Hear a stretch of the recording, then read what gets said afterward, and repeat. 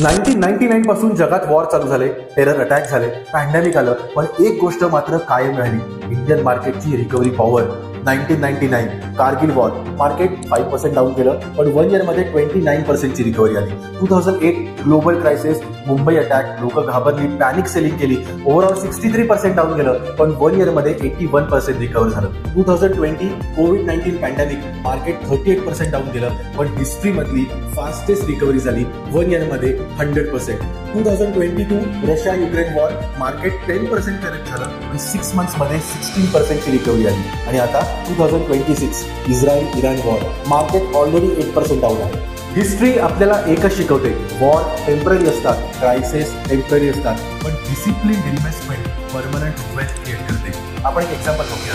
24 Feb 2022 Russia Ukraine war चालू झाला आणि 2 मार्च 2022 माझ्या क्लायंटनी 1 लाख रुपीची वन टाइम इन्व्हेस्टमेंट केली, ज्याची आजचं व्हॅल्युएशन आहे 2,24,000 रुपीज. मित्रांनो, याचा अर्थ असा नाही की तुम्ही या वॉरमध्ये पैसे इन्व्हेस्ट केले की तुमचे पण डबल होते. सांगण्याचा उद्देश असा आहे की जेव्हा जेव्हा मार्केटमध्ये करेक्शन क्रॅश येतो, तो टाइम पॅनिक सेलिंगचा नसून तो टाइम आहे इन्व्हेस्टमेंट करण्याचा.